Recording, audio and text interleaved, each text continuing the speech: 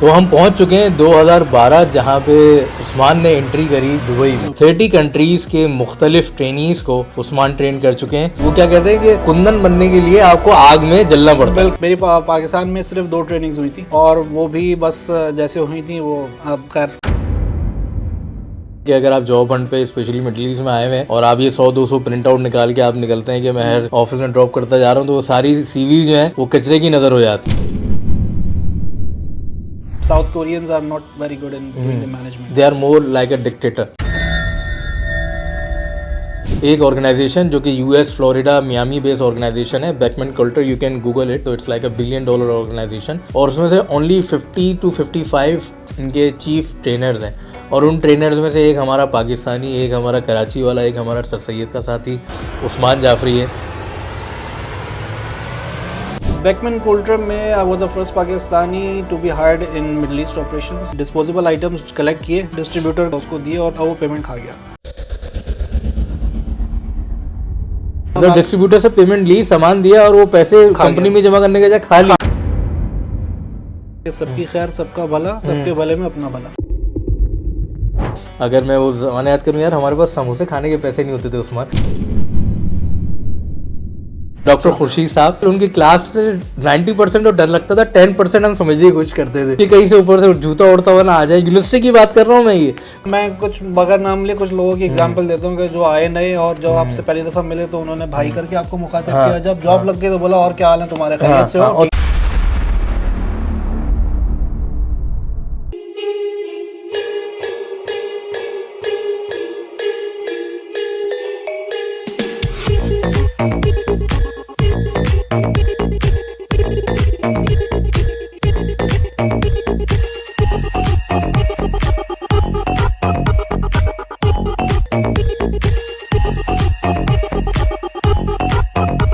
और हम हैं tech blade. Subscribe tech blade. तो हम पहुंच चुके हैं 2012 जहां पे उस्मान ने एंट्री करी दुबई में। और दुबई में ये ऐसे आए कि ये छा गए। दुबई में रहते हुए I am really feeling very proud कि आपसे ये शेयर कर सकूं कि 30 कंट्रीज़ के मुख्तलिफ ट्रेनीज़ को उस्मान ट्रेन कर चुके हैं और मोर देन 1000 ट्रेनीज़ को आज तक की तारीख में उस्मान ट्रेन कर चुके हैं। और अगर आगे चलते रहे तो मेरे हिसाब से नंबर 10,000 तक वो भी पहुंच सकता है अगले 3-4 सालों में इंशाल्लाह।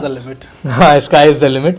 तो भाई दुबई की कहानी सुनाएं, हमारे लोगों को बताएं, हमारी यूथ को बताएं कि जब आप दुबई आए थे 2012 में और आज 2023 में अगर कुछ लोग प्लान बनाते हैं, हमारे इंजीनियर्स हैं एनईडी के, सर सैयद के, नस्ट के, फास के या दूसरी हमारे इंस्टीट्यूशन से, इदारों से, तो वो अपने आप को कैसे प्रिपेयर करें, कौन से weapons in a form of आप कह सकते हैं कि कौन सी इंग्रेडिएंट्स अपने साथ मिलाएं, अपनी सीवी को किस तरीके से मजबूत बनाएं, अपने कनेक्शन किस तरीके से डेवलप करें कि आज जो दुबई के पेस है उसको अपने साथ सिनर्जाइज कर सकें। यार सबसे इम्पॉर्टेंट है कि अभी जो लड़के क्या करते हैं कि वो पास आउट हुए और वो डायरेक्ट टारगेट करते हैं मिडिल ईस्ट मार्केट को।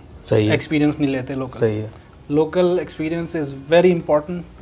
आप लोकल जब तक फील्ड में नहीं जाओगे, आप जब तक धक्के नहीं खाओगे ना वहाँ पे। मतलब उस्मान का कहना ये अगर रगड़ा नहीं लग रहा है तो वो क्या कहते हैं कि कुंदन बनने के लिए आपको आग में जलना पड़ता है। बिल्कुल एग्जैक्टली। तो आपको फील्ड एक्सपीरियंस वहाँ का बहुत ज़रूरी है क्योंकि पाकिस्तान की फील्ड वहाँ पे अपने बड़े लिमिटेड रिसोर्सेज में काम करना होता है। सही। मैं एक एग्जांपल दूंगा कि यहाँ पे almost 8 years experience on our instruments. A guy who's fixing all the instruments is considered a good engineer. उसको हमने अपने टेक्निकल सेटअप में एंट्री कराने की कोशिश की। 8 साल से वो पाकिस्तान में था। 8 साल से वो जो इंस्ट्रूमेंट्स हमारे यहाँ पर हैं उन पे काम कर रहा था। कहाँ पे? पाकिस्तान में। मैं उसका नाम नहीं लूंगा क्योंकि जाहिर है वो भी एक लिमिटेड रिसोर्सेज में काम कर रहा था बेचारा। ठीक है। तो वो अपने आप को एक बहुत स्ट्रॉन्ग कैंडिडेट कंसिडर कर रहा था and I was also thinking कि he could do be good job once he comes on to the table. तो जब टेक्निकल इंटरव्यू आया उससे एक बेसिकली सवाल पूछा हमारे टेक्निकल, जहाँ इंटरव्यू यहाँ हुआ, टेक्निकल हेड ने। हाँ ठीक है। कि what do you do for a specific task, के एक अल्ट्रासोनिक फॉर एग्जांपल एक अल्ट्रासोनिक एडजस्टमेंट है। ठीक है। तो उस अल्ट्रासोनिक एडजस्टमेंट के लिए आप क्या करते हैं? तो उसमें वो कहता है कि I will start the process and I will check if it is vibrating with my finger. उसमें बोला जो ट्रेनर जो हमारा विद माई फिंगर। हाँ अच्छा। उसने बोला what are you talking about, you need to have a multimeter to check the voltages for ultrasonic voltages. बोला नहीं, वो I will just check if it is vibrating it means ultrasonic is working. उसने बोला कि it means कि अगर मैं तुम्हें बोलूँगा तुम वोल्टेज चेक करो तो तुम प्लग के अंदर उंगली डाल दोगे. तो वो एकदम से ब्लैंक हो गया क्योंकि it was a big fluke that he was trying to, क्योंकि वो एसओपी फॉलो नहीं कर रहा, वो एसओपी फॉलो नहीं, उसमें उसकी गलती नहीं है. उसको जिसने सिखाया वो इसी तरह से कर रहा था. अब जो जिसने सिखाया वो आइदर ट्रेन था नहीं था या इसी तरह से लोकली ट्रेन हुआ था. हमारे वही जैसे पहले मैंने बताया कि एक लड़का ट्रेन कराते हैं और वो आके लोकल ट्रेनिंग करता है. अगर वो गलत कर रहा है वो अगले 10 गलत कर रहे होंगे. उस्मान के इस किस्से जो अभी उस्मान ने चीज़ें बताई, जो स्टोरी बताई, मुझे एक अपना वाक़या याद आ गया कि एक हमारे दोस्त थे, उनका नाम है सरफराज मिर्ज़ा.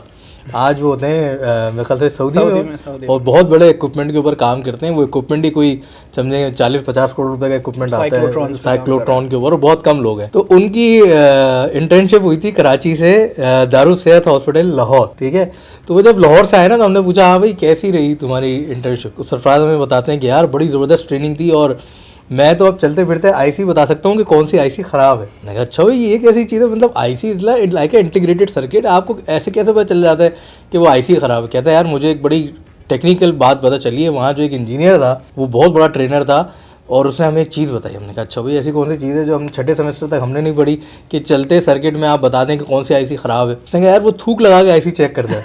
ठीक है, थूक लगा के आईसी चेक कर रहा है, मतलब आप थूक लगाए. कहता है हाँ अगर इवेपोरेट हो रहा है, अगर थूक इवेपोरेट हो रहा है तो उसका मतलब है वो आईसी सही है, और अगर थूक इवेपोरेट नहीं हो रहा तो इसका मतलब है वो आईसी खराब है. मतलब इसी किस्म की चीजें होती है यार अली. आप बस क्या बताएं कि इसमें कुछ नहीं कर सकते. मतलब आप इसमें लड़कों का कसूर नहीं है. इसमें तो जाहिर है जब आप कहीं पे जॉब कर रहे होते हैं तो एम्प्लॉयर की रिस्पॉन्सिबिलिटी है वो सारे टूल से आपको जो है वो, मतलब एक फौजी के पास अगर असला नहीं होगा तो कैसे लड़ेगा, और उस असले को कैसे खोलना है, कैसे बंद करना है. अगर वो स्टैंडर्ड एसओपी फॉलो नहीं करेगा तो या तो अपने आप को जख्मी करेगा या अपने आप को इंजर्ड करेगा. जो सबसे बड़ा डिफरेंस पाकिस्तान की मार्केट में और यहाँ या किसी भी अगर आप बड़े सेटअप में जाएंगे तो वो आपको हर तरीके से आपको एंटरटेन करेंगे. मतलब एंटरटेन इन द सेंस कि आपको सारी गैजेट्स प्रोवाइड करेंगे जो आपकी जॉब के लिए ज़रूरी है. तो यहाँ पे आने के बाद जब वो सारी चीज़ें मिली तो like you become a shining star. तो आपको पता है ऑलरेडी. मैं जब यहाँ पे लैंड किया हूँ जिस कंपनी में, यहाँ पे कुछ इंस्ट्रूमेंट्स थे जो हम पाकिस्तान में देख रहे थे और डे नाइट उन पे काम कर रहे थे. सही है. यहाँ पे उसका जो इंजीनियर जो ट्रेन था वो ट्रेनिंग के बाद उसने वो इंस्ट्रूमेंट देखा नहीं दोबारा. अच्छा. तो वो कहीं पे इंस्टॉलेशन हुई भी थी 1 साल पहले, फिर उसमें 1 साल के बाद कोई इशू आया. जो टेक्निकल मैनेजर था ही वाज लिटरली मतलब शेकिंग कि यार उस इंस्ट्रूमेंट में मसला आ गया. It's a very big government hospital who is gonna do that. तो मेरा फर्स्ट डे था, मैंने अरब हेल्थ में ज्वाइन किया था. सही है. तो उसने मुझे बोला कि do you know this instrument. मैं कहा definitely I have been working on this. तो उसने डरते डरते बोला कि यार it's your first day, I am not sure if you can do it, just go with the driver to this particular customer and fix the issue. तो मैं पहले दिन ही वहीं से मेडलैब से जो अरब हेल्थ एग्जीबिशन होती है वहाँ से मैं डायरेक्ट साइट पे चला गया और it was like an half an hour job for me. तो मैंने फिक्स कर दिया इंस्ट्रूमेंट. कौन सा इंस्ट्रूमेंट था वो एक बेसिकली एलाइजा ऑटोमेशन है. वो भी स्क्रीनिंग वगैरह पर्पस के लिए यूज होता है, स्पेशलाइज्ड टेस्ट के लिए इस्तेमाल होता है. तो वो एक लेंथी प्रोसेस होता है, उसका 2.5-3 घंटे का सारा प्रोसेस चल रहा होता है. उसमें रोबोटिक्स भी इन्वॉल्व है, उसमें हाइड्रोलिक्स भी इन्वॉल्व है, उसमें न्यूमेटिक्स भी हैं. तो एनीवेज वो मैंने फिक्स कर दिया. तो जो एंड यूज़र था, जो ही वाज द मैनेजर और supervisor of that particular department, वो पहले दिन ही मुझसे मेरा दोस्त बन गया. He was an Egyptian. तो वो पहले दिन ही जो है उसने बोला कि यार for this instrument it's the first time somebody came and fix this issue. Otherwise it used to take at least 2 to 3 months. Engineer comes, he calls someone 2 to 3 months. He tries to fix something, then he says no, it cannot be done, I have to order some parts. Then he goes and comes back. So it's like I was expecting it would take another 2 months. So it was like a fortunate call for you. तो वो मेरा दोस्त बन गया. अब उसको कोई issue होता था वो फिर मुझे डायरेक्ट कॉल करने लग गया. तो दैट रियली हेल्प, क्योंकि मैंने वहाँ पे पाकिस्तान में इतना काम किया हुआ था कि यहाँ मुझे उसकी ट्रेनिंग की जरूरत नहीं थी, जबकि मेरी ऑफिशियली ट्रेनिंग नहीं थी उस इंस्ट्रूमेंट. सही.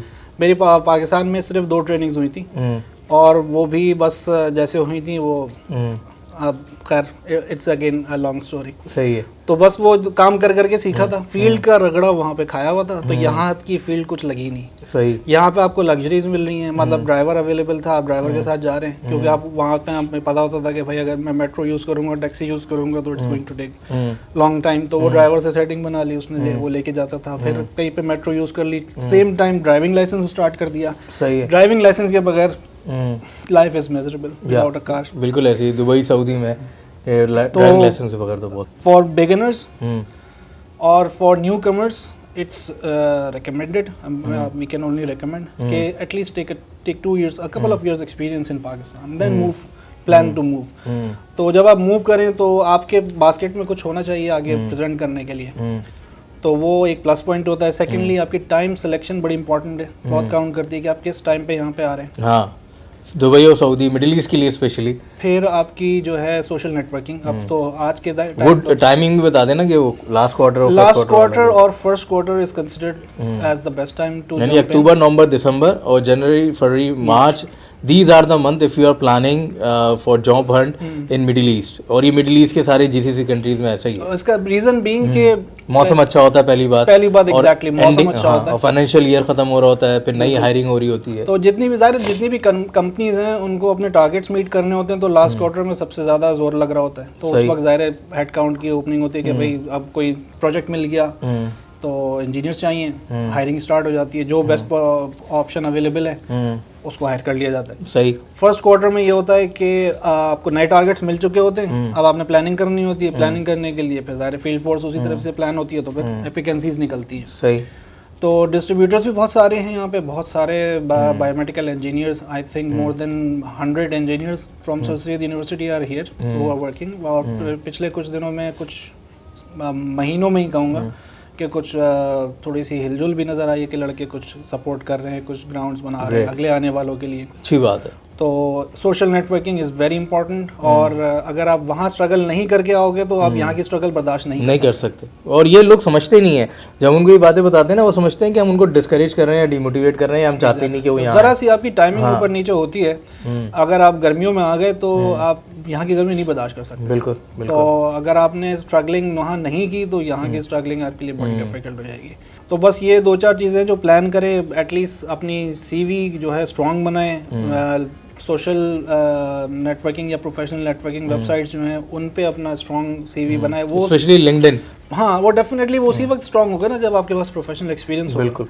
फिर लोग करते क्या है कि हमने भी यही किया था इनिशियली कि कॉपी पेस्ट होती थी सीवीज, तो जो तुम्हें किया हुआ है MS वर्ड, एक्सेल और C++, वो सारी चीज़ें लिख दी, लेकिन जब आप जाके आपसे कोई बोले कि हाँ भाई ये करके दिखाओ, तो वो फिर आप नहीं, तो वो लिखें जो आपको आता है। बिल्कुल सही है। और सीवी जो है 4-5 पेज की सीवी, किसी के पास इतना टाइम नहीं है कि आप ये सीवी। बिल्कुल सही बात है। प्रिसाइज कंसाइज सीवी अब तो 1 पेज पे चली गई है कि वो लोग बस एक लुक देते हैं यहाँ पे, एक go to the experience column और देखो कि इसको किस चीज़ पे काम आता है, देन यू गो। फिर अप्रोच की बात है कि आपने कैसे अप्रोच करना है। अब जब आप यहाँ आ गए, आप लैंड कर गए, आपने रेजिडेंस देख लिया, अपना सेटअप कर लिया, फिर आप जाते हो। अब लोग क्या करते हैं कि जाके डायरेक्ट सीवीज ड्रॉप करना शुरू कर देते हैं, तो that go down to the garbage, nobody has time to read it. ये बहुत इंपॉर्टेंट बात उस्मान बता रहे हैं कि अगर आप जॉब हंट पे स्पेशली मिडिल ईस्ट में आए हुए हैं और आप ये 100-200 प्रिंट आउट निकाल के आप निकलते हैं कि मैं हर ऑफिस में ड्रॉप करता जा रहा हूँ, तो वो सारी सीवी जो है वो कचरे की नज़र हो जाती हैं। बिल्कुल एग्जैक्टली, कोई भी नहीं देखता, किसी के पास इतना टाइम नहीं है, और किसी के पास इतना टाइम भी नहीं होता कि आप किसी को ईमेल्स कर देना, please review my CV, can you forward it to someone. मैं अगर किसी को फॉरवर्ड भी कर दूं तो वो अगेन, अगर उसके पास वैकेंसी ही नहीं है तो वो अगेन वो इट गेट्स निगलेक्टेड, फिर वो डिलीट हो जाती है ईमेल्स, क्योंकि आपका इनबॉक्स भर रहा है। तो आपने अगर मल्टीनेशनल्स टारगेट करनी है तो जितनी multinationals, almost all the multinationals have their offices in Dubai. Yes, हमारी फील्ड की भी, और मतलब खाली मैं अपनी डायग्नोस्टिक, इलेक्ट्रॉनिक, कंज्यूमर इलेक्ट्रॉनिक सभी बैठे हैं, यहाँ पे डायरेक्टली ऑपरेट कर रहे हैं। आपने अगर आप प्लान कर रहे हैं मूव करने का तो थोड़ा सा और इन्वेस्ट करें, आप कोई रिक्रूटर हायर करें। यहाँ पे जितनी अच्छी कंपनीज हैं वो रिक्रूटर्स के थ्रू हायर करती हैं। बिल्कुल, आप रिक्रूटर हायर करें, वो तो रिक्रूटर ऑलरेडी स्क्रूटनाइज करके आपको प्रोसेस में लेकर आएगा और वो फिर एक आपके लिए आपके चांसेस, आपकी प्रोबेबिलिटी, आपके चांसेस भी बता देगा कि भाई it's like 50-50, it's like 70-30, it's like 80-20। हाँ, क्योंकि हमारा ये होता है कि बस जॉब मिल जाए लड़कों का, कि बस जॉब मिल जाए, मुझे रहने का आसरा हो जाए, 4-6 महीने में फिर अपना सेटअप देख लूंगा।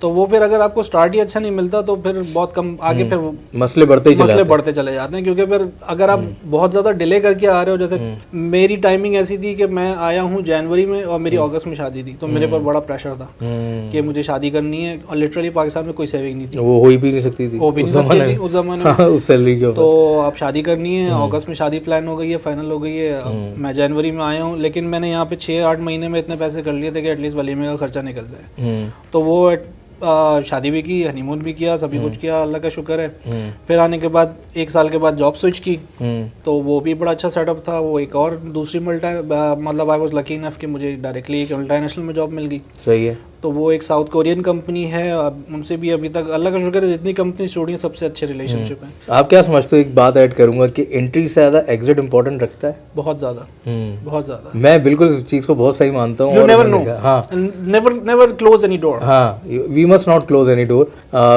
किसी ऑर्गेनाइजेशन में एंट्री से ज़्यादा ना आपका एग्जिट वहाँ से ज़्यादा इंपॉर्टेंट है। क्योंकि होता ये है कि अगर आप कहीं से बुरे अल्फाज में छोड़ के जा रहे हैं ना, तो मार्केट बड़ी छोटी सी है, बहुत ऐसे ही। तो वो जब बात सर्कुलेट होती है तो अगले जो एम्प्लॉयर है वो फिर आप पे बिलीव करने में टाइम लगाता है, और अगर उसके कान में कोई बात जाती है तो वो फिर आपके लिए और ये आपकी इंटेग्रिटी के ऊपर एक हिट लगती है एग्जैक्टली कि भाई इस तरीके से इस ऑर्गेनाइजेशन से निकला था, इसके ऊपर ये था या इसका एग्जिट सही नहीं था।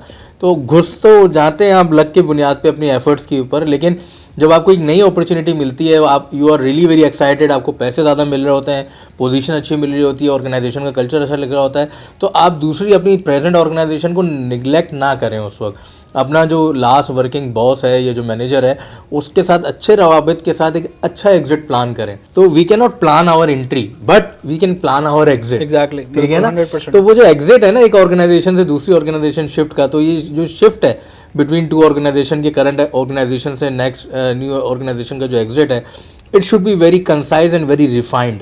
ये बहुत अच्छा होना चाहिए, गुड नोट्स के ऊपर एंडिंग होनी चाहिए, because it's a small world. आप जो अपनी डोमेन में जहाँ आप एक्सपर्ट हैं आपने उधर ही काम करना है। If you are an engineer then you are engineer for your life time. ऐसा नहीं है कल आप मीडिया इंडस्ट्री में चले जाएंगे या कल आप मार्केटियर बन जाएंगे या आप एक इन्वेस्टर बन जाएंगे, ऐसा बहुत कम होता है। इट्स लाइक 5-6% में होता है। मेजॉरिटी 90-95% आपकी जो डोमेन है जिसमें आपका एक्सपीरियंस आपने उधर ही रहना है, और तो उस रिस्पेक्टेड डोमेन में it's a very small word. तो वो रेफरेंस के तौर पे ट्रेनिंग्स में, एग्जीबिशंस में, इन सारे CEOs की, जो आज हम भी इन पोजीशंस के ऊपर हैं, तो हम सब की एक दूसरे से मुलाकातें हो रही होती हैं। वो कहते हैं यार तुम्हारा वो लड़का हमारे पास आ गया, वो देख लेना यार, उसने हमारे साथ ये किया था। तो you must plan your exit. Entry से ज़्यादा आपका एग्जिट किसी ऑर्गेनाइजेशन से बहुत ज़्यादा इंपॉर्टेंस रखता है। और किसी भी की पोजीशन होल्डर का word of mouth it really matters a lot. Yes. तो फिर वहाँ पे जब मैंने सीजीन कंपनी का नाम था, वो साउथ कोरियन कंपनी है, वो they are specialised in molecular products. तो वो PCR और उसमें तो वो जो है इनकी वो as a sales and service manager position दी उन्होंने डायरेक्टली। सही। तो I was taking care of sales plus service for the Middle east operations. तो उनका बिल्कुल स्क्रैच से हमने स्टार्ट किया था, क्योंकि वो अपनी पूरे एज एन इंडिपेंडेंट एंटिटी यहाँ पे इनरोल होना चाह रहे थे। सही है। तो हमने उनका पूरा बिजनेस सेटअप किया यहाँ पे from the scratch. Day 1 we were on the ground. तो हमने ऑफिस सेटअप से लेके और सारा डिस्ट्रीब्यूशन सेटअप, फिर मिडल ईस्ट ऑपरेशंस। तो उधर मेरा जो इंटरनेशनल मार्केट का एक्सपोजर था वो बहुत हुआ। सही है। मतलब मेरी ऑलमोस्ट समझ लो कि महीने में मेरे 3 से 4 ट्रिप होते थे विद इन मिडल ईस्ट, जिसमें मिडल ईस्ट पे लेवांट रीजन जैसे लेबनान हो गया, लेबनान है, सीरिया, इराक, सऊदी अरब अपना, और फिर अपना सारा middle east, Oman, Bahrain, Qatar, UAE, south Africa, वो भी उन्होंने हमें दे दिया था। तो वो यहाँ पे आना जाना रहता था और तकरीबन 3.5-4 साल लग के मेहनत की वहाँ पे, बड़ा अच्छा बिजनेस रहा। फिर जब छोड़ा तो वो भी बड़े अच्छे नोट्स पे छोड़ा, मतलब I had a fave, I was the first person to get the farewell over there, क्योंकि मुझसे पहले जिन लोगों ने छोड़ा था वो बहुत, south Koreans are not very good in doing the management, they are more like a dictator. Exactly, मैंने काम किया हुआ है साउथ कोरिया, डरते डरते छोड़ा था, लेकिन ये कि जब छोड़ा तो वो अनएक्सपेक्टेड जो है वो रिजल्ट आया वहाँ से। उन्होंने मुझे गिफ्ट भी दिए, मुझे आईफोन गिफ्ट किया उन्होंने, और मुझे फेयरवेल भी दी और सारा, अभी भी बड़े अच्छे उनसे रिलेशंस हैं। मतलब आप रिजाइन दें और आपको सामने से आपका बॉस कहे भाई ये लो आईफोन गिफ्ट, क्या बात है।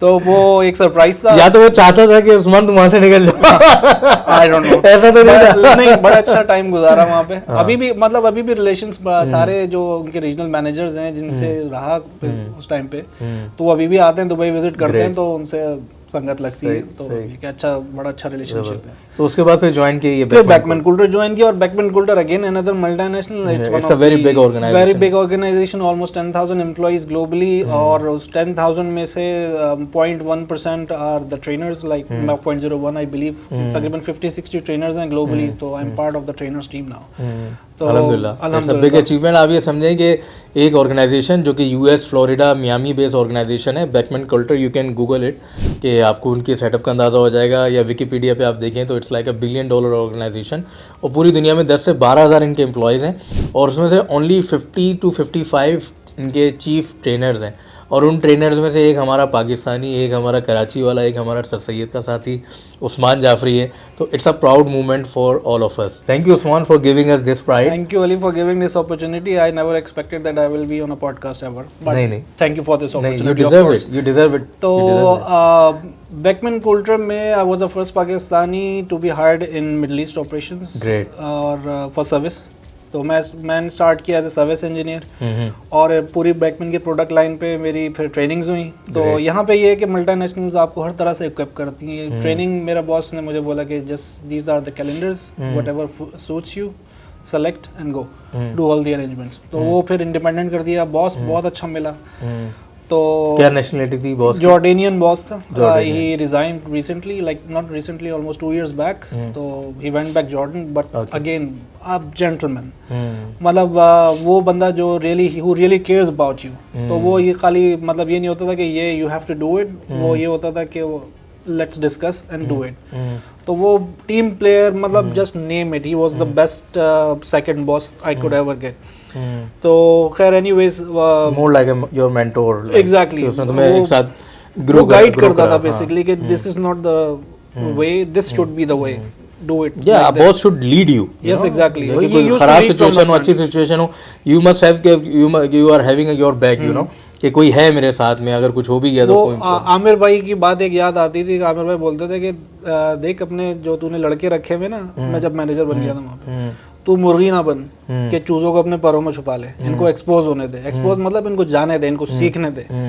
तो वो यही चीज़ वो इधर फिर नजर आई कि ये यहाँ पे जो है वो फिर मुर्गी की तरह जो ना जैसे चूजों को छुपा लेती है। तो वो इस तरीके से, मतलब, लेकिन वो ये नहीं होता था कि वो कोई गलत बात को छुपाए। वो पहले इन्वेस्टिगेट करता था और फिर वो खड़ा हो जाता था कि नहीं, this can not be done. तो 1-2 इवेंट्स ऐसे हुए जो मतलब थोड़े से नेगेटिविटी के इवेंट थे, जो किसी और की वजह से सर्विस टीम के ऊपर या मेरे ऊपर डायरेक्टली हो रहे थे।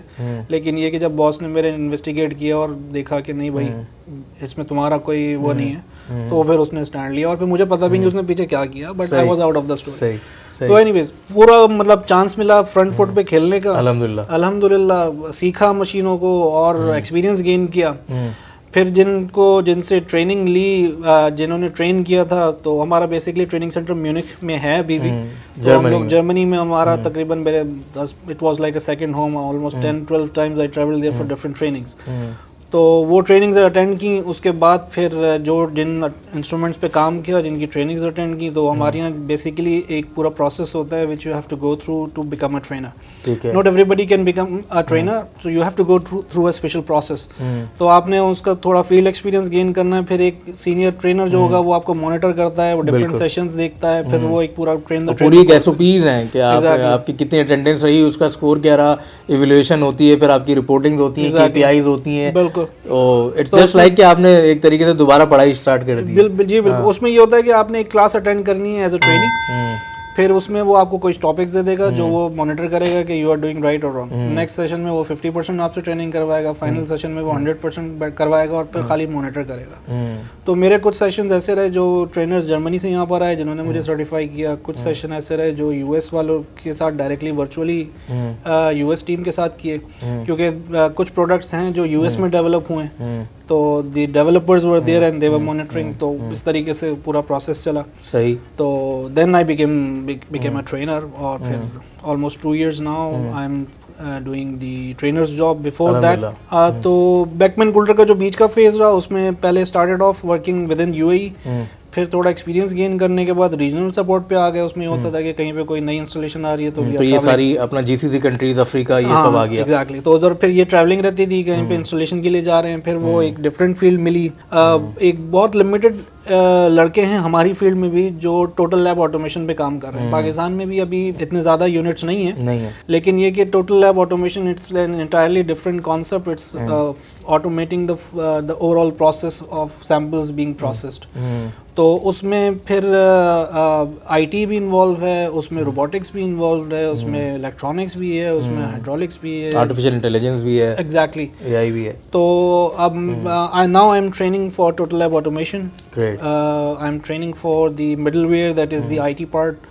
I'm training for biochemistry analyzers. I'm training for hematology. 4 platforms I'm taking care from Beckman Coulter right now. तो जो उस्मान की बातों से जो निचोड़ निकल रहा है, आप ये देखें कि एक लड़का जो कि जिसने अपनी यूनिवर्सिटी लाइफ बहुत ज़्यादा एंजॉय करी दोस्तों के साथ, बट उसने अपने कंसेप्ट क्लियर रखे तमाम सब्जेक्ट्स के, भले वो इंजीनियरिंग बैकग्राउंड से थे या मेडिकल के थे, तो उन कॉन्सेप्ट्स को क्लियर रखने से वो 2.9 3.0 GPA मेंटेन रखने की वजह से आज वो उन मेरे ख्याल से पाकिस्तान का पहला ही लड़का है कि जो बेकमैन कल्चर में। Is there any other Pakistani in that? There has been like last 3 years there was a Pakistani hired. He's in the field service. No, yeah, in your the trainer, chief trainers में. Trainers I'm the only one. Yeah, so जो इनके Beckmann culture के जो chief trainers हैं, जो दुनिया में सिर्फ 55 लोग हैं आउट ऑफ 12,000 10,000 एम्प्लॉय, उसमें से वाहिद पाकिस्तानी है जो कि 1,000 लोगों को ट्रेन कर चुका है। सो ये हमारी यूथ के लिए इंस्पिरेशन है कि इट्स नॉट अबाउट के गेटिंग 3.5 3.7 3.8 GPA। हमारे साथ भी ऐसे हमारे दोस्त हुआ करते थे, हमारे ग्रुपमेट्स होते थे कि जिनकी 3.6 3.8 GPA आ रही थी। Even my GPA was only 3.3 at that time जब मैंने पास आउट किया, अपना ग्रेजुएशन इंजीनियरिंग करा। तो it's not about your GPA, it's about कि आप कितना वेल परफॉर्म करते हैं फील्ड के अंदर, आपका कॉन्फिडेंस क्या है, आपके कॉन्सेप्ट्स क्लियर हैं कि नहीं। थोड़ी देर पहले उस्मान ने एक बात, बहुत इंपॉर्टेंट बात बताई कि एक नया इंजीनियर आया पाकिस्तान से 8 साल काम करने के बाद, और यहाँ जब उसका फिजिकल इंटरव्यू 1-on-1 हुआ तो जो इंटरव्यूअर था उसने टेक्निकल क्वेश्चन पूछा कि आप ये अल्ट्रासोनिक वोल्टेज कैसे चेक करेंगे, तो कहता है मैं उंगली लगा के, so that I can feel that vibration. और उसका जवाब गलत भी नहीं था, ये भी मैं बताऊँ, बट द थिंग इज़ कि उसको जो तरीक़ेकार बताया था that is not according to the international market. जो स्टैंडर्ड्स हैं, जो प्रोसीजर हैं, जिनको हम SOPs कहते हैं कि स्टैंडर्ड ऑपरेटिव प्रोसीजर्स, उनके अगेंस्ट होगा। तो जो जितनी मल्टीनेशनल्स होती हैं, इट्स नॉट अबाउट कि आप अचीव कर लें goal, it's about the way you are achieving that goal. उस वे में आपकी अपनी जो आप समझेंगे जो आपकी अपनी सिक्योरिटी है, आपकी अपनी जो केयर है, वो सबसे ज़्यादा इंपॉर्टेंट रखती है। फिर अगर आज आप अपनी केयर नहीं कर रहे हैं तो आपके बैकग्राउंड में या सराउंडिंग में जो लोग हैं उनकी केयर नहीं करेंगे, तो आप कल को इससे बड़ा ब्लंडर कर सकते हैं। तो उसने जो कहा कि कल अगर वोल्टेज चेक करने के लिए कहूँगा इससे ज़्यादा, तो तुम क्या वहाँ पे अपनी उंगली दोबारा रख दोगे, तो यू कैन से हाँ ये वोल्टेज आ रहे हैं। तो उसके बाद उस इंजीनियर का जवाब नहीं था जो कि 8 साल पाकिस्तान में जॉब करके आ रहा था। So these are the very tricking things, और हम उम्मीद करते हैं कि इस पॉडकास्ट से आपको आपके बहुत सारे सवालात के जवाब मिले होंगे। If you are planning to come abroad और Middle East anywhere in the world, आपको पता होना चाहिए, जैसे उस्मान ने बार बार कहा, कि एटलीस्ट कपल ऑफ ईयर्स अपने लोकल डोमेस्टिक मार्केट में इन्वेस्ट करके आएँ प्रैक्टिकल एक्सपीरियंस के साथ। इट पॉडकास्ट को थोड़ा सा और आगे लेके जाते हैं। उस्मान, हमारा एक सेशन है छोटा सा, उसको हम कहते हैं रैपिड फायर राउंड। इसमें वी वांट कि people should know little more about you, ठीक है, like something belongs to you on a personal level. तो मुझे बताइए क्या स्टार है आपका और डेट ऑफ बर्थ क्या है? एरीज। मार्च कौन सी मार्च है? 26। तो पूरे एरीज हैं या आगे पीछे स्टार की क्वालिटी? स्टार्स को इतना वो बिलीव नहीं करता शुरू से। मुझे नहीं पता एग्जैक्टली किस अच्छा बस एरीज लाई करता है ये। चलें ठीक है। सोशल मीडिया प्लेटफॉर्म में सबसे ज़्यादा जो यूज़ करते हुए मज़ा आता हो, ये लाइक यूट्यूब, टिकटॉक, फेसबुक या इंस्टाग्राम? यार फेसबुक, मैं इंस्टाग्राम पे नहीं हूँ, आई डोंट डू इंस्टाग्राम, मैं ट्विटर भी यूज़ नहीं करता, सिर्फ फेसबुक है मेरे पास, और वो भी मैंने एप्लीकेशन। हालांकि उस्मान को इंस्टाग्राम यूज़ करना चाहिए, क्योंकि मैं कुछ पिक्चर्स दिखाऊंगा इस पॉडकास्ट के वीडियो में कि जो उस्मान जवान तो अभी भी है, जब ज़्यादा जवान होता था तो हम इसको कहते थे कि पाकिस्तानी जिम्मी शेरगिल है। एक इंडियन एक्टर है, उससे बहुत उस्मान की फेस उस ज़माने में बहुत मिला करता था, उसका भी मिला करता था। हाँ, और बाल भी हाँ, उस्मान के बाल बहुत अच्छे हुआ करते थे, बहुत सिल्की बाल हुआ करते थे। और जो बाइक कावासाकी चलाता था तो बाल मेरे ख्याल से आधे बाल तो उसी में उड़ गए शायद। कावासाकी की हवा जो हवा लगती थी। तो क्या फेसबुक यूज करते ज़्यादा? फेसबुक भी मैंने एप्लीकेशन डिलीट कर दी है, और मैं खाली वो एक्सप्लोरर पे यूज करता हूँ ताकि मुझे नोटिफिकेशंस ना मिले। ओके, तो वो भी क्या मतलब कोई पकड़ लिया था भाभी ने कुछ? नहीं, मतलब ऐसी बात नहीं है यार। एक तो ये कि आप सारा दिन यहाँ पे आप 6, साढ़े 6, 7 बजे टाइम बहुत ज़ाया होता है वैसे, तो फिर अब थोड़ा टाइम फैमिली का भी उनका हक बनता है, क्योंकि यहाँ पे आप कोई सोशल सर्कल एज सच होता नहीं है बच्चों का, जो पाकिस्तान में बच्चों का होता है। एक डिवीजन होनी चाहिए टाइम की, तो वो बच्चे फिर आपकी तरफ ही देख रहे होते हैं, तो बच्चे फिर निगलेक्ट हो रहे होते हैं, तो उस वजह से trying to get rid of the social media. सही। ऐसा कौन सा गाना है जो अक्सर गुनगुनाते हो? गाना कौन सा यार, मुझे जुनून की हद तक शौक था। अभी रिसेंटली जुनून आया हुआ भी था, but unfortunately I was running a training, I couldn't attend there सही है कॉन्सर्ट। कौन सा जुनून का गाना? जुनून के तो सारे ही गाने रटे हुए हैं अब तक, और जो एक तो वो सयोनी, और फिर वो किस सोच में डूबी जिंदगी, किस याद में खोए रास्ते, और ख्वाब अधूरे सही। ख्वाब अधूरे सही। वो तो जब अल्लाह का शुक्र है, अल्हम्दुलिल्लाह, दिल उदास नहीं। लेकिन हम ये गाना जो था वो खामा खामे सुनते थे यार यूनिवर्सिटी लाइफ में, हम उदास होते भी नहीं थे।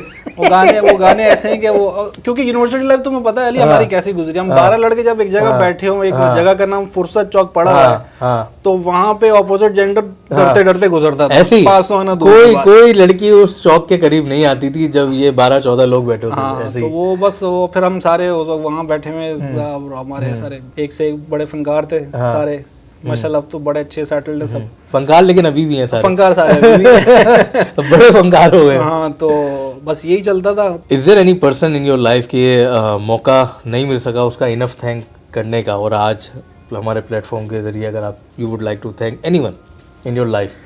जिसको थैंक्स करने का मौका नहीं मिल सका, आमिर भाई, एग्जैक्टली उनको मैं थैंक्स नहीं कर सका। एग्जैक्टली मुलाकात होती है अभी भी, वो अक्सर बेशतर जूम पे कॉल्स करते हैं कनाडा से, लेकिन वो पता नहीं एक थोड़ी सी झिझक रह जाती है ना कि यार मैं उनको थैंक्स कर सकूं। मेरा एक तरीके से करियर क्या कहते हैं डिजाइन करने में, तो मैनिफेस्ट एक मैनिफेस्ट जो डिजाइन उनकी तरफ से अनइंटेंशनली हुआ, which turn out to be in my favour, तो वो डेफिनेटली उनका थैंक्स बनता है। सही, प्रोफेशनली उनका थैंक्स बनता है। सही। कोई जिंदगी का कोई ऐसा फैसला यू वांट टू, अगर आपको चांस मिले कि आप वापस जाके उसको इलट पलट कर सकते हो, चेंज कर सकते हो, तो you want to go back in your past and do that change, और यू विल से नहीं यार जो हुआ था वो सही था, इट्स लाइक डेस्टिनी, अगर वो नहीं होता तो आज ये नहीं होता। लेट्स यार अल्लाह का शुक्र है कि मतलब डिसीजन जो भी ज़िंदगी में लिए वो फिर मतलब मैं प्लान नहीं करता, तो बस जो वक्त के हिसाब से सही लगे वो लिए, तो अल्हम्दुलिल्लाह रिग्रेट नहीं किया किसी डिसीजन को। अल्लाह ने जो है जितने भी फैसले करवाए वो they turn out to be in my favour, so I don't regret any moment, I don't think any moment कि I should regret it, but अल्हम्दुलिल्लाह एवरीथिंग हैज बीन फाइन। बस कुछ इवेंट्स ऐसे हुए थे जो मतलब वो भी प्रोफेशनली लाइफ में, पर्सनली तो अल्लाह का शुक्र है इतनी ब्लेस्ड फैमिली अल्हम्दुलिल्लाह दी है, तो कोई रिग्रेट नहीं है। प्रोफेशनली कुछ दो एक्सपीरियंसेस वो और बंदे के साथ, और मेरे हिसाब से वो फिर लर्निंग ही मिलती है। एग्जैक्टली वो लर्निंग मिलती है, क्योंकि वो अगर स्कोप ना खुला होता, वो विंडो ना खुली होती, तो हमें पता नहीं अच्छा ये इस तरीके से भी हो सकता है। एग्जैक्टली मतलब ये भी हो सकता है मेरे साथ इस तरीके से। हाँ बिल्कुल। मैं आपको एक वाकया सुनाता हूँ मेरी पहली जॉब का। मैं I was really fresh in the market, तो हमारा जो मार्केटिंग मैनेजर था जो सेल्स करता था वो भी नया आया था हमारे पास, वो मुझे अपने साथ लेके घूमता रहता था, तो मैं लर्निंग के हवाले से कि मैं ये काम सीखना है, मैं उसके साथ लगा रहता था। अब कुछ जगह पे ऐसा हुआ कि उसने डिस्पोजेबल आइटम्स कलेक्ट किए, डिस्ट्रीब्यूटर को जो थर्ड डिस्ट्रीब्यूटर था उसको दिए और पेमेंट ले ली। अब मुझे नहीं पता वो पेमेंट का क्या कर रहा है, उसने जमा कराई नहीं कराई, और वो पेमेंट खा गया। तो मैं उसके साथ हर वक्त रहता था, तो वो जब पकड़ा गया तकरीबन 8-9 लाख डिस्ट्रीब्यूटर से पेमेंट ली, सामान दिया, और वो पैसे कंपनी में जमा करने के बजाय खा गया। मुझे नहीं पता, अब वो मुझे साथ लेके घूमता था तो हम खाना पीना साथ हो रहा है। हाँ, and you are like a junior ना, मतलब एग्जैक्टली, assistant बड़े level भाई के बने में junior। मुझे पैसे देने हाँ। नहीं थे और मेरे पास होते भी नहीं थे पैसे, सच्ची बात है कि मैं 2 बंदों का खाना हम में से किसी के पास नहीं होती तो बस यही खर्चा पूरा कर रहे होते थे, तो वो खिला पिला भी रहे, हम खा पी रहे हैं, अब हमें पता नहीं होता था। तकरीबन 8-10 लाख रुपए के जब ऊपर नीचे हुए तो फिर हमारे जो बॉस था उसने फिर पकड़ा कि भाई व्हाट इज दिस, तो वो तो साइड में हो गया, उसको तो निकाल दिया उन्होंने, मुझे बुलाया। अब वो दैट वाज द मोमेंट कि I never felt humiliated more than ever in my life, जब मुझसे क्वेश्चन किया गया। अल्हम्दुलिल्लाह कम खाया, खुश रहे शुरू में भी, from a lower middle class family. तो बस वो एक मेरी वालदा की मुझे एक बात हमेशा याद रहती थी, जब वो सुबह उठाती थी स्कूल के टाइम पे, प्राइमरी से लेके और अब तक, तो वो बस बाल को में हाथ फेर रही होती थी, उठाती थी कि पहला जुमला जो हमारे कानों में पड़ता था कि सबकी खैर सबका भला, सबके भले में अपना भला। तो वो एक क्या कहते हैं कि वो जो प्रोग्रामिंग है ना वो इस तरीके से राइट हुई थी। तो आई नेवर थॉट कि I would do something like that. और ही वॉज एक्सपेक्टिंग के उसने बॉस ने बोला कि ऐसा कैसे हो सकता है, तुम उसके साथ हर वक्त होते हो और तुम्हें नहीं पता कि व्हाट ही इज डूइंग। मैं कहा बॉस वो पेमेंट वहाँ से कलेक्ट करता है, वो आके अगर जमा करा रहा है नहीं करा रहा, आई डोंट नो, वो तुम्हारी जीडी में नहीं है, जॉब डिस्क्रिप्शन में नहीं है। एग्जैक्टली। तो फिर वहाँ पे मेरा जवाब सिर्फ ये था कि मेरे पास कोई प्रूफ तो है नहीं कि मेरे पास पैसे हैं नहीं है, मैं आप उसको कलमा पढ़ के बोल सकता हूँ कि मैंने ऐसा कुछ नहीं किया। तो वो बंदा थोड़ा भी वो भी दीनी टाइप का था, तो उसने बोला कि चलो, लेकिन वो एक क्या कहते हैं वो कदूरत आ जाती है। हाँ एग्जैक्टली, वो भी थोड़ा सा फिर खिंच गए, फिर मैं भी खिंच गया, फिर वो अल्लाह का करना हुआ कि जॉब दूसरी मिल गई, तो वो चैप्टर क्लोज। लेकिन वो एक गिरा दिल में बंद आ जाती है, वो आ जाती है। ये that was the worst experience of my life कि वो पहली ही जॉब में, लेकिन वो फिर एक लेकिन इसके ऊपर इतना बड़ा लेसन भी तो मिला कि भाई आइंदा you can not trust anyone blindly. Exactly. तो पैसों के मामले में पढ़ना ही नहीं है। हाँ बिल्कुल। पेमेंट फिर यही हुआ कि एसएमएस में जितना टाइम गुजारा पैसों के मामले में पड़े ही नहीं बीच में। कोई पेमेंट दे भी रहा तो भाई ये अकाउंट्स वाले, दैट इज द बेस्ट कि आप अपनी डोमेन में रहो। एग्जैक्टली। तो एक लेसन बन गया, अनवांटेड रिस्पांसिबिलिटी जो आपकी है नहीं, आप किसी के साथ भी एग्जैक्टली। तो एक लाइफ लेसन बन गया कि भाई आपने फाइनेंशियल इश्यूज मेरा है ही नहीं, मुझे पढ़ना ही नहीं इस मामले में। तो वो अगर पेमेंट अगर कोई कस्टमर दे भी रहा होता था एसएमएस में, तो मैं बोलता था कि भाई अकाउंट्स वाले आएंगे वो लेके जाएंगे, मैंने नहीं लेनी पेमेंट। जब 5 साल बाद उस्मान जाफरी को इंशाल्लाह आप कहाँ देख रहे हैं? 5 साल बाद at least in a supervisor role, क्योंकि हमारे यहाँ अभी still there are the hierarchical level अगर मैं देखूं तो still I can certify the trainers. मैंने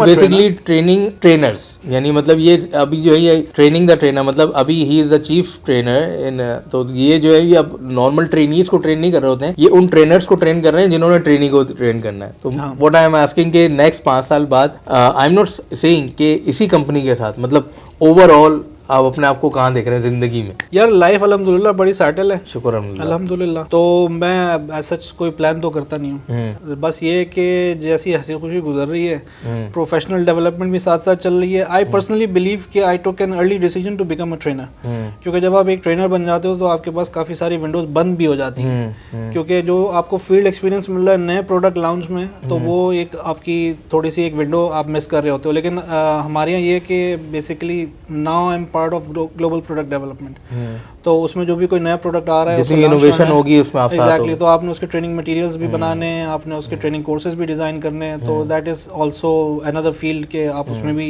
एज ए डेवलपर के तौर पे भी आप as an expert opinion leader तो आप उधर भी जा सकते हैं। अच्छा, एक ऑफ द टॉपिक क्वेश्चन मैं पूछूंगा क्योंकि मेरा फील्ड का एक क्वेश्चन है, ये सारे इक्विपमेंट्स की मैन्युफैक्चरिंग कहाँ होती है? मुख्तलिफ स्टेशंस हैं हमारे, हमारी जो केमिस्ट्री एनालाइजर्स हैं they are made in Japan, ठीक है। जो हमारे हेमेटोलॉजी एनालाइजर्स हैं they are made in US, ठीक है। जो हमारे इम्यूनो एस हैं they are also made in US. Automation जो हमारे हैं लेटेस्ट वो जर्मनी में बन रहे हैं, ठीक है। और चाइना में another manufacturing plant is going to start in China. तो ये जो कंपनीज होती हैं, जो बड़े ग्रुप्स होते हैं, ये अपने पेटेंट्स जो हैं फिर उन इंडस्ट्रियल एग्जैक्टली हमारे जैसे अगर मैं अपनी टोटल लैब ऑटोमेशन की बात करूं जिसकी मैं ट्रेनिंग कराता हूं, तो हमारे पास उसके मोर देन 150 पेटेंट्स हैं। ये मैं कह रहा हूं, तो वो पेटेंट्स को क्या फिर शेयर किया जाता है क्योंकि करना पड़ेगा तो बनाने के लिए मैन्युफैक्चरर के साथ? नहीं, बेसिकली ये होता है कि हमारा ये it's like a tug of war के जितने कंपैटिटर्स हैं, लाइक हमारे immediate competitors Abbott, Roche, siemens, तो जो प्रोडक्ट या जो पेटेंट जो टेक्नोलॉजी हमने इंट्रोड्यूस करा दी है, तो वो अगर पेटेंटेड हो गई definitely they can not use it, तो हम वो टेक्नोलॉजी ट्रांसफर पे काम होता भी नहीं है, they have to develop something different. Okay, तो वो काम इस तरीके से चलता है, मोर और लेस वो चीज़ वही दे रहे होते हैं, लेकिन वो विद एडिशनल फीचर्स। ठीक हो गया, ठीक हो गया। तो ये थी आज हमारा सेशन कॉफ़ी विद सीईओ में। आज हमारे साथ मेहमान हैं उस्मान जाफरी, और उस्मान के साथ जो टाइम गुजरा हुआ है that was a golden time, और अल्हम्दुलिल्लाह वी आर स्टिल कनेक्टेड। और मतलब मैं इस पॉडकास्ट में बयान नहीं कर सकता जो टाइम हमने गुजारा है। मतलब अगर मैं वो ज़माने याद करूँ यार, हमारे पास समोसे खाने के पैसे नहीं होते थे उस्मान। मतलब हमारे यूनिवर्सिटी के बाहर एक बर्गर वाला था, रिमेंबर? मामू बर्गर, वो दूसरा मामू था। तो वो एक बर्गर होता था, और अगर वो बंदा कोई अगर वहाँ तक पहुँच गया कि वो बर्गर खरीद सके, तो भाई वो छुप के खा रहा होता था कि कोई गुजरता हुआ कोई देख ना ले, शेयर नहीं करना क्योंकि उसके बाद 1-2 नहीं 10-12 लोगों ने टूट पड़ना होता था यार।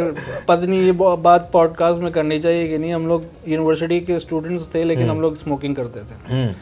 तो podcast is a very open platform. हाँ, तो वो उसमें हम लोग क्या होता था कि हमारे पास पैसे नहीं होते थे। दोपहर में जब बैठे होते थे, आधा दिन गुजरने के बाद, तो खाना पीना तो नहीं चलता था, सिगरेट चल रही होती थी। तो उसमें हम सिगरेट लाके ना उस पर पेन से निशान लगाते थे। एक सिगरेट पे 5 निशान होते थे कि तूने पहले निशान तक पीना, फिर मेरी बारी है। तो वो इस तरह से डिवाइड होती थी सिगरेट। अब वो भी कैप्स्टन 1 रुपए वाली जो सस्ती होती थी, 5 रुपए की 6 मिलती थी। सही ऐसे ही, और बाकी ऐसे ही होता था। इवन कैंटीन में अगर समोसे लेने जा रहे हैं तो नहीं होते थे भाई उस ज़माने में। इट्स लाइक, लेकिन वो जो मोहब्बतें थी, वो जो बॉन्डिंग थी, और that bonding was without any greed. Let me tell you, जैसे उस्मान ने कहा कि ये लोग मेरे पास आ रहे हैं पढ़ने के लिए, या हम लोग साथ कहीं जा रहे हैं, तो हमारे जहन में ना कोई ग्रीड नहीं होती थी। ना मैं इनसे कोई पैसे ले रहा था, ना ये किसी को पैसे दे रहे थे, ना मैं भी अगर कहीं जाके पढ़ रहा था या किसी के साथ हम कंबाइंड स्टडी कर रहे थे। It is nothing, there was no greed. तो वो जो रिलेशनशिप आज हमारा साथ है ना, that is because of that pure bonding, कि हम एक दूसरे के घरों में जा रहे हैं, रात गुजार रहे हैं, अगले दिन पेपर है, सुबह 5-5 बजे तक। इवन अक्सर ऐसा होता था कि सुबह फजर की नमाज पढ़ने के बाद बसों में बैठ के यूनिवर्सिटी जा रहे हैं, आके सोते थे, और पेपर दे के यूनिवर्सिटी में आके फिर घर पे सो रहे हैं। तो मतलब पूरी रात जाग रहे हैं, पढ़ रहे हैं, नमाज पढ़ी, वापस आए, नाश्ता किया, पठान का चाय पराठा खाया और यूनिवर्सिटी निकल गए। और यार जब पढ़ रहे होते थे तो ये कोशिश होती थी कि यार जो मैंने सीखा है वो तुझे भी हाँ, it's like passing the information, कि जो अगर मुझे कुछ आता है, जैसे मुझे याद है अच्छा कि मैं मैथ्स में बहुत ज़्यादा अच्छा नहीं था, तो हमारे एक क्लासमेट था Salman Mohiuddin, I hope you remember. तो सलमान जो था, he was a champion maths. तो मैं कहता यार मैथ में मैं अटक जाता हूँ। वो हमारे टीचर थे, अल्लाह ताला उनको गरीक रहमत करे, बाबा जी डॉक्टर खुर्शीद साहब। तो दैट वाज, और उनका पढ़ाने का स्टाइल, उनकी क्लास से 90% तो डर लगता था, 10% हम समझने की कोशिश करते थे कि कहीं से ऊपर से जूता उड़ता हुआ ना आ जाए। यूनिवर्सिटी की बात कर रहा हूँ मैं, ये कोई प्राइवेट ट्यूशन नहीं है ये जूता उड़ता हुआ आ जाए। वो जूता उड़ता हुआ आता था यूनिवर्सिटी में उनका, पिटाई घूंसों से मारते थे बाकायदा। तो इट वॉज लाइक कि किसी को कुछ आता है ना, और आज आई डोंट नो ये कल्चर यूनिवर्सिटी में एग्जिस्ट करता है नहीं करता, हमें नहीं पता, लेकिन उस ज़माने में हम सब ऐसे ही थे। मतलब किसी को अगर इलेक्ट्रॉनिक्स अच्छी आती है तो इलेक्ट्रॉनिक्स पढ़ा रहा है, किसी को माइक्रो प्रोसेसर अच्छा आ रहा है, किसी को डिजिटल लॉजिक डिज़ाइन अच्छी आ रही है, किसी को C++ अच्छी आ रही है। अब जैसे मैंने आप थोड़ी देर पहले जिक्र किया था इजहार को C++ वो अच्छी आती थी, तो हम C++ इजहार से सीखने जाते थे। हाँ, अब मुझे फिजियोलॉजी, बायोकेमिस्ट्री और एनाटॉमी अच्छी आती थी, तो मैं वो पढ़ाता था, और ओपनली सबको पढ़ाता था। It's like open for all, मतलब कोई भी आ जाए। ये ऐसा नहीं था कि कोई देरा खास ये 10-12 लोग हैं, नहीं, ओपन फॉर ऑल। उसमें तुम्हें याद होगा अक्सर वो बिलाल आसिम वाला ग्रुप भी आ जाता था, मोइन वाला, क्योंकि ग्रुप्स होते हैं क्लास में। लेकिन हमारे जितने भी ग्रुप्स थे, ये 10-12-15 लड़कों का एक ग्रुप था, इनका नाम स्ट्राइकर्स के नाम से मशहूर है। फिर एक और ग्रुप था, वो बग्स ग्रुप कहलाता था, आसिम वगैरह का। But we are all friends. ऐसा नहीं था कि कोई फड्डे हो रहे हैं आपस में, कोई लड़ाइयाँ चलनी है, ऐसा नहीं था कभी भी नहीं। वो माहौल जो था ना, वो आई डोंट थिंक सो कि वो दोबारा रिपीट हो सकता है। वो वैल्यूज़, वो कल्चरल वैल्यूज़, अल्हम्दुलिल्लाह सारे ख़ानदानी लोग सब एक साथ अपने घरों से निकले हुए, तरबियत। 2-3 जो डिफरेंसेस मैंने नोट किए ना अली, आज की जनरेशन में हाँ, रिगार्ड नहीं करते। हाँ, मतलब मैं कुछ बगैर नाम ले कुछ लोगों की एग्जांपल देता हूँ कि जो आए नए और जब आपसे पहली दफा मिले तो उन्होंने भाई करके आपको मुखातिब किया, जब जॉब लग गई तो बोला और क्या हाल है तुम्हारे, खैरियत से हो, और थैंकलेस लोग। हाँ, तो वो मतलब आंखें बिल्कुल पलट वो आप कुछ नहीं मांग रहे उनसे यार, you just need some regard, that's it. तो वो अब नई जनरेशन में वो चीज़ें नज़र नहीं आ रही। सेकेंडली लड़कों ने ना अब बहुत ज़्यादा डिपेंडेंट होके जीना सीख लिया। मतलब अब पेरेंट्स इतना ज़्यादा पैम्पर कर देते हैं बच्चों को कि वो हार्डशिप्स देखते ही नहीं है। हम लोग अपने खर्चे पूरे करने के लिए ट्यूशन पढ़ाते थे। आज कितने बच्चे मैट्रिक करके हम ट्यूशन पढ़ाने लग गए, फीस निकालते, पूरी फीस निकालता था बिल्कुल ऐसे ट्यूशन से, बिल्कुल ऐसी। उसके वालिद साहब ने बोला था बिजनेस कर या छोड़ दे पढ़ाई। मैं बोला मैं पढ़ाई करूंगा, अब फीस नहीं मिलेगी। उसने जो ट्यूशन से अपनी फीस निकालना शुरू कर दी। हम लोग इस तरीके से अपने खर्चे निकालते थे, शर्म आती थी पेरेंट्स से पैसे मांगते थे यार ऑलरेडी इतना पे कर रहे हैं यूनिवर्सिटी की फीस उस वक्त तो, जबकि बहुत कम फीस थी। आज तो लाख रुपए से ऊपर बिल्कुल, आखिरी फीस हमने शायद 26-27 हज़ार सेमेस्टर की पे की। उसमें भी वो अपना स्कॉलरशिप्स मिल गई थी, जो कुछ कंट्रीब्यूट जेब से कर सकते थे वो करते थे। लेकिन आज के बच्चे ये नहीं कर रहे। नहीं, लाखों में फीस जा रही है और शॉर्टकट्स ढूंढ रहे हैं कि यार किस तरीके से मैं जो है वो कोई फाइनेंशियल वेबसाइट्स पे सब्सक्राइब करके $1000 लगाऊं, उसके 5000 बना लूं। हाँ, शॉर्टकट से पड़ गए बस वो पैसा एक वो बना लिया है ऑब्जेक्टिव के। हाँ, लेकिन अगर आप अपने हमारी बाकी भी सीरीज़ की पॉडकास्ट देखी होंगी और आज उस्मान की भी पॉडकास्ट आपने देखी होगी, तो it's like dedication is the key. अगर आप डेडिकेटेड हैं अपनी लाइन में और अपनी लेंथ में, और जो आप मास्टर हैं जिस फील्ड में, अगर आप उसमें डेडिकेट रहें और कंसिस्टेंट एफर्ट करते रहें, तो आपकी कामयाबी को आपके अलावा और कोई नहीं रोक सकता। मतलब अल्लाह ताला तो आपके साथ है ही हमेशा से, अल्लाह ताला सारे इंसानों के साथ है। हमारा ईमान है, फेथ है कि हम अपना रिस्क दुनिया में आने से पहले हमारा फिक्स हो जाता है, हम लेके आते हैं, हमारे रास्ते अल्लाह ताला खोलता है, ज़रिए बनाता है। But the thing is that कि आप रिस्पॉन्सिबल खुद हैं कि आपने तरक्की किस तरीके से करनी है। आपने you have to decide that limit. जैसे हमने 2-3 दफ़ा पहले भी कहा कि स्काई इज़ द लिमिट, और अभी तो क्या कहते हैं, सितारों से आगे जहां और भी हैं, अभी तो इश्क के इम्तिहान और भी हैं। तो it is basically you who will decide कि आप कहाँ तक जा सकते हैं। आपको अगर रोकना है तो आप ही हैं जो आपको रोक सकते हैं, वरना और मुश्किल हालात हमेशा आते हैं, क्योंकि अगर कश्ती जो है अगर वो अगेंस्ट ऑफ द वेव्स के ना चले तो वो आगे नहीं चल सकती। हमारे पाँव अगर ज़मीन में रेजिस्टेंस ना हो तो हम फिसल के गिर जाएंगे। तो बेसिकली यही रेजिस्टेंस इज़ द की जो आपको आगे बढ़ने की सकत देती है। तो हम अपने मेहमान का शुक्रिया अदा करते हैं। Usman, thank you so very much. Thank you so much. हमें उम्मीद करता हूँ आपको ये सेशन अच्छा लगा होगा। It was wonderful for to sit with you after a very long time. Yeah, it's like after a couple of years। मैं भी busy हूँ, मेरे को टाइम ही नहीं मिल पाता। हमको 1.5-2 साल बाद बैठे शायद। हाँ, एग्जैक्टली। और एक थिंग, एक बात कि मेहनत कभी रायगा नहीं जाती। बिल्कुल नहीं जाती। तो बस मेहनत करें और दैट्स द ऑब्जेक्टिव।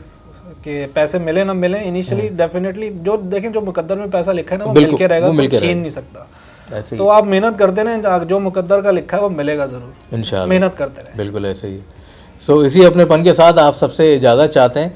इंशाल्लाह नेक्स्ट एपिसोड में फिर आपके सामने हाजिर हो जाएंगे। एक दफ़ा फिर हम उस्मान जाफरी को थैंक्स करते हैं। Usman, thank you so very much for your time. Thank you Ali. और ऑल द वे।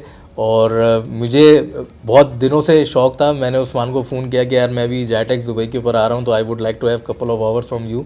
तो उसने कहा मामू मैं क्या बोलूँगा, I am very camera shy. मैंने कहा यार तुम क्या कैमरा शाय होना नहीं चाहिए, तुम इतने हमारे बैच के सबसे खूबसूरत आदमी तुम ही थे, सबसे खूबसूरत लड़के तुम ही थे। और अभी तक उस्मान खूबसूरत है, भले थोड़े बाल कम हो गए हैं लेकिन खूबसूरत लड़का है हमारा अभी तक। तो बहरहाल तो thank you Usman, thank you so very much. और बहुत अच्छा लगा तुमसे मिलके भाई, बहुत दिनों बाद। Thank you so very much. Thank you. और इंशाल्लाह आगे मज़ीद आपके सामने हाजिर होते हैं। तब तक के लिए अपना बहुत ख्याल रखें। This is Syed Ali Yusuf signing off from the platform of TechBlade Global. अस्सलाम वालेकुम और खुदा हाफिज़। सब्सक्राइब टेकब्लेड।